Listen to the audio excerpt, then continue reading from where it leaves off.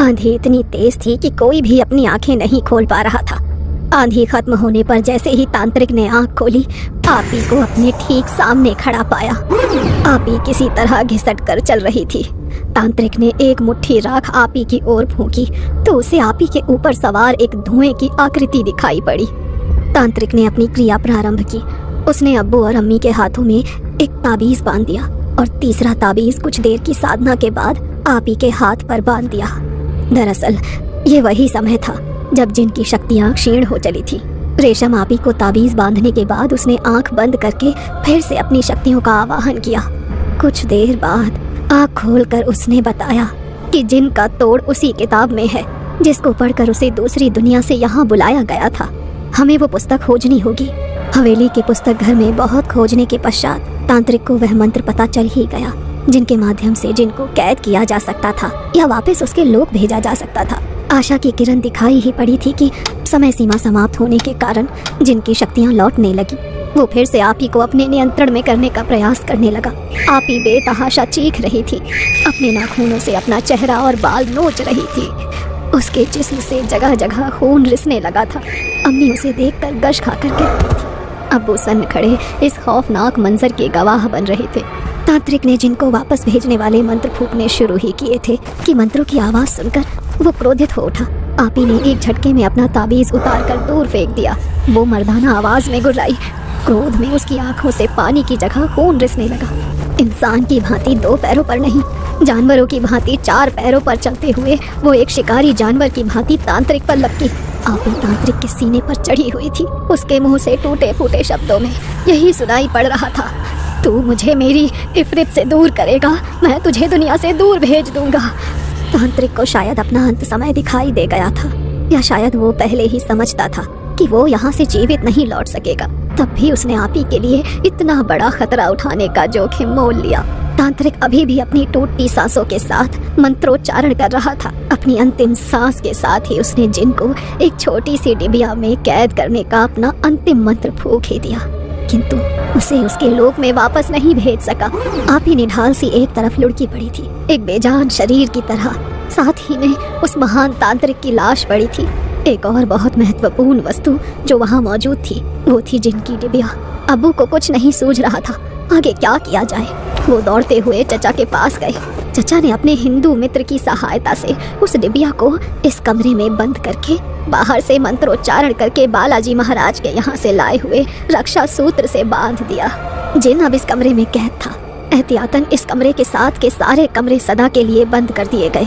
आधी हवेली जिन के लिए छोड़कर बाकी की हवेली में आना जाना होने लगा। और आपकी रेशम आपी, उनका क्या हुआ?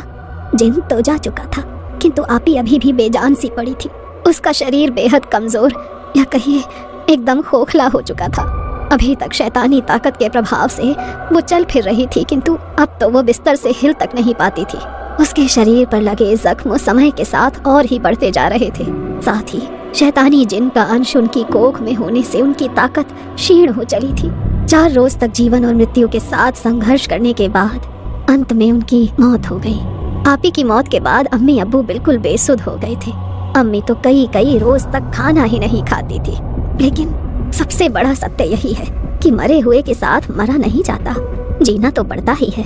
इसीलिए अपनी इकलौती संतान को खोकर भी बाकी बची जिंदगी को काटने के लिए अम्मी अब्बू के पास की बस्ती में एक छोटा सा मकान ले लिया और हवेली से सदा के लिए पलायन कर दिया।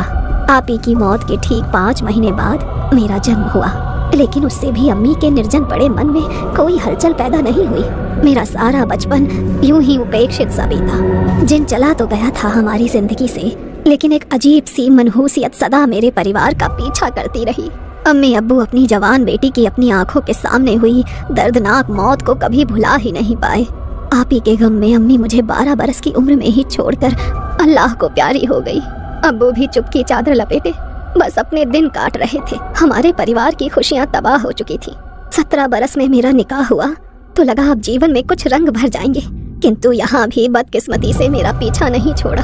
निकाह के कुछ दिन बाद ही मेरे शौहर का इंतकाल हुआ और मैं वापस अब्बू के पास आ गई। अब्बू ने कभी नेह भरे 2 शब्द भी नहीं बोले थे मुझसे। उनके भीतर कहीं गहरे में ये बात समाई थी कि मेरा जन्म उस जिन के प्रलोभन का प्रतिफल है। समय बीतता गया और ऐसे ही नीरस जीवन बिताते अब वो भी अल्लाह को प्यारे हो गए।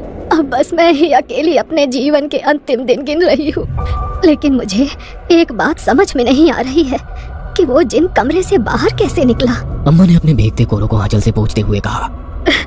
हो सकता है उन मंत्रों का प्रभाव खत्म हो गया हो और जिन अपनी डिबिया से निकलकर दरवाजे के खुलने की प्रतीक्षा कर रहा हो। विनी ने भूलवश दरवाजा खोला हो और जिन ने उस पर अपना असर दिखा दिया हो। रेशम की कहानी सुनने के बाद माँ बहुत बेचैन सी नजर आ रही थी। रह रहकर उनकी आंखों से आंसू गिरने लगते, किंतु आज वो अपनी ममता में ना बहकर विवेक से काम लेना चाहती थी। अम्मा, अब आप ही सुझाव दें अम्मा। मेरी बच्ची भी उस शैतान का अंश अपनी कोख में लिए हुए है और शायद उसे अंदाजा हो गया है कि हम कुछ न कुछ कदम उठाने वाले हैं। तभी विनी अपने कमरे से बाहर निकल आई। अम्मा ने मंत्र पढ़ते हुए हाथ सोने के सर पर रख लिया, क्योंकि इस समय वही जिन का अगला शिकार थे। विनी घसीटती हुई हॉल में दाखिल हुई। अम्मा को लगा मानो उसकी रेशम आप ही घसीटते चली आ रही हो। अगले पल हम क्या देखने वाले थे हमें कोई अंदाजा नहीं था, और शायद अंदाजा इस बात का भी नहीं था कि एक बार अपनी रेशम इफ्रित को खोने और बरसों कैद में रहने के बाद जिन कहीं गुना खूंखार और खतरनाक हो चुका था। वो किसी भी कीमत पर विनी के शरीर को छोड़ना नहीं चाहता था। विनी अम्मा को देखकर मुस्कुराई, इतनी भयानक हंसी कि देखकर मेरे भीतर डर की लहर सी दौड़ गई।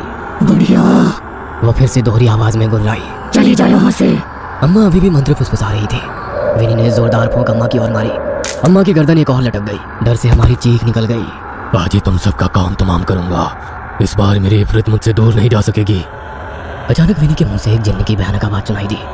जिन्न की शक्ति क्षीण होने का समय हो गया। विनी धीरे धीरे शांत होने लगी। अचानक ही वो फिर से उठ बैठी और एक अलग ही आवाज में बात करने लगी।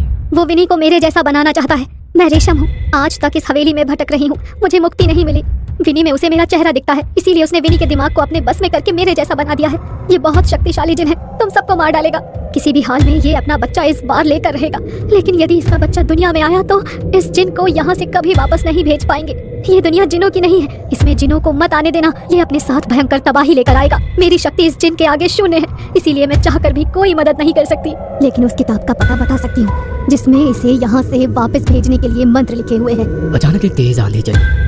एक किताब आकर उसके सामने गिर पड़ी। एक के बाद एक किताब के पन्ने पलटने लगे और एक जगह आकर रुक गए। सबसे पहले कागज पर इस मंत्र को लिखकर उसे पानी में घोल देना है। उसके बाद उस पानी से एक गोल घेरा बनाकर आप सभी को उसमें बैठकर इन मंत्रों को एक साथ पढ़ना है। वो जिन है, उसकी ताकत को कम मत समझना। वो तुम्हें डराएगा, भ्रमित करेगा, लेकिन तुम रुकना नहीं।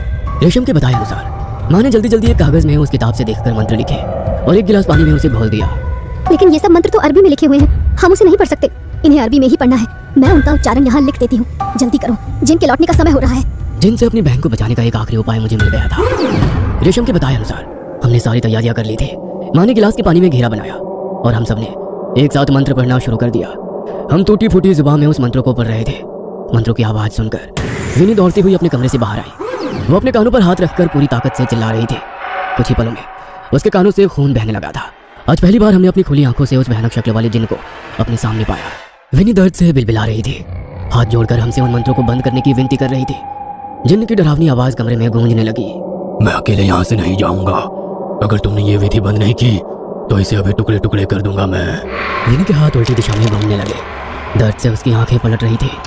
माँ उसकी हालत देखकर बेसुध हो रही थी। माँ, वो यही चाहता है कि हम ये मंत्र बंद कर दे। उसकी तरफ मत देखो, अपनी जगह से हिलना मत। विनी बुरी तरह चीख चीख कर रो रही थी।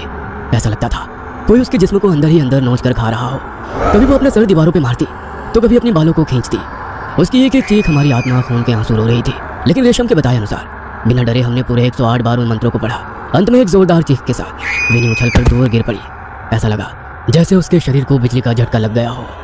अगले ही पल सब कुछ शांत हो गया था। शायद जिन अपने लोक में वापस चला गया था। विनी की हालत बहुत खराब थी। उसके शरीर के लगभग हर हिस्से से खून बह रहा था। हम उसे लेकर अस्पताल भागे। महीनों के इलाज के बाद अंत में मेरी बहन स्वस्थ हो गई।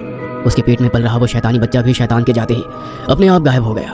विनी का शरीर तो स्वस्थ हो गया था, लेकिन इस सब का उसके दिमाग पर इतना गहरा असर हुआ कि मेरी बहन कभी सामान्य जीवन नहीं जी सकी। उसने अपनी बाकी की सारी जिंदगी एक जिंदा लाश बनकर ही गुजारी। उस हवेली ने हमें इतने गहरे जख्म दिए जिसे हम कभी भुला नहीं सके। इस घटना को बीते बरसों बीत गए थे। एक रोज मैं खाने के लिए विनी को बुलाने उसके कमरे में गया। विनी, आओ खाना खा लो। विनी, मैं विनी को पुकारते हुए विनी के कमरे में गया तो देखा उसका कमरा खाली पड़ा हुआ है। अरे, कहाँ चली गई इतनी रात को? छत पर जाकर देखता हूँ। विनी को ढूंढते हुए जब मैं छत पर पहुंचा तो मैंने देखा विनी ने फिर से अपना सर दुपट्टे से ढका हुआ है और वो एक तरफ देखकर मुस्कुरा रही है। यह दृश्य देखकर मेरे बदन में झुरझुरी सी दौड़ने लगी।